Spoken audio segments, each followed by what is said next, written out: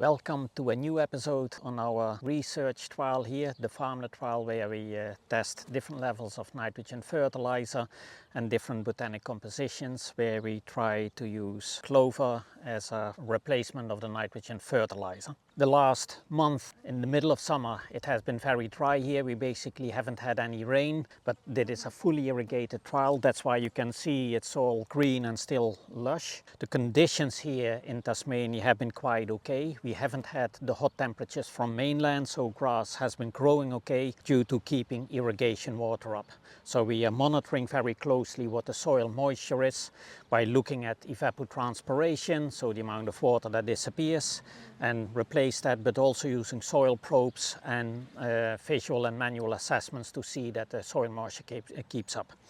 And as a consequence, the growth rates have been quite good in the last month, where we have been able to make the occasional paddock into silage, as the growth rates have been just above break even. As you can see, there's a lot of clover now. Yeah, so we're at the point of the season now where we've got warm, bright conditions and plenty of available water, and so clover's humming along nicely. Rhizobia are active.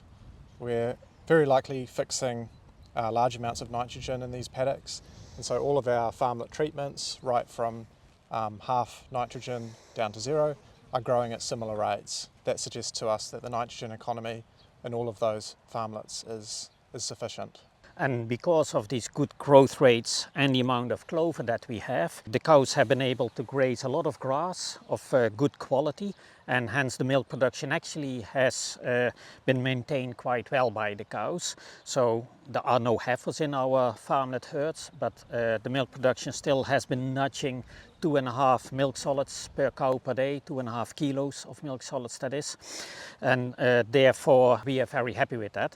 They are starting their decline now, going to end of lactation, going into autumn, and we try to keep it as modest as possible, that decline, but given everything has been growing well, and with this amount of clover, we are happy with what the cows are doing at the moment. We are receiving our first indications of conception rates, and the farmlet herds have been doing quite well, despite the milk production that they have been doing. So conception rates are low 90%, still to be confirmed last few. They actually sit a little bit above the main herd, who had some issues with a couple of bulls on natural service. So we're actually happy with how the cows have been performing recently. And we're beginning preparations for our end of trial soil health sampling campaign. We'll be looking at a range of soil health parameters, including labile carbon, mineralizable nitrogen, earthworm densities, nematode diversity, amongst others. And so yeah, we'll be in the paddocks a lot, taking